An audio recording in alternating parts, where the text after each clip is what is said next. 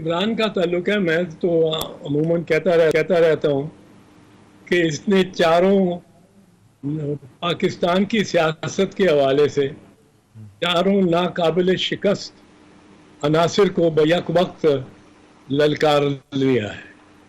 चारों नाकाबिल शिकस्त, आपको हैरत होगी चौथे नाम पे जब मैं आऊँगा तो। पहला है अमेरिका, वो हावी रहता है फैसलों पे हमारे यहाँ के, बदकिस्मती से, पर वो हावी रहता है।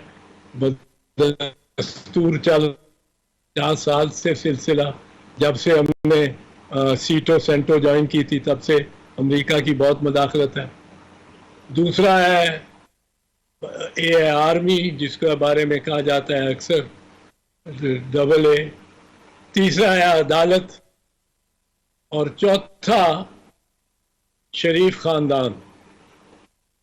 शरीफ खानदान को लाइसेंस है हर चीज कर लेने की, जेल से निकल के लंदन चले जाने की, और यहाँ सजा को भी काटने के लिए उनकी दफ्तर को भी इजाजत है कि वो चाहे कॉन्विक्ट हो, वो तकरीरें करती रहे। उन्होंने जिस तरह की तकारीर फौज के खिलाफ और अदलिया के खिलाफ की हैं, माने जब आपको पता ही है जो कुछ उन्होंने अदलिया को सुनाया, जब ये फैसला, दूसरा फैसला आया, एक पहला तो था जो कि जिससे इमरान खान को वोट ऑफ कॉन्फिडेंस में शिकस्त हुई, और दूसरा था जिसमें वोट ऑफ कॉन्फिडेंस में जिसकी बायस हमजा शहबाज को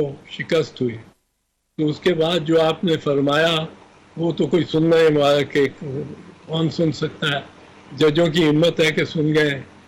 तो ये चार नाकाबिल शिकस्त अनासिर हैं जिनको बैक वक्त इमरान खान ने ललकारा है।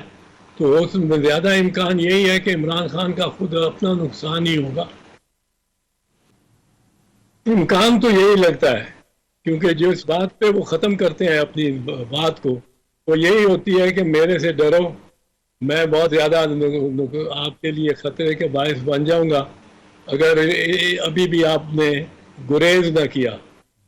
तो गुरेज की तरफ जब वो राग़िब करते हैं अपने मुखालफीन को, तो वो एक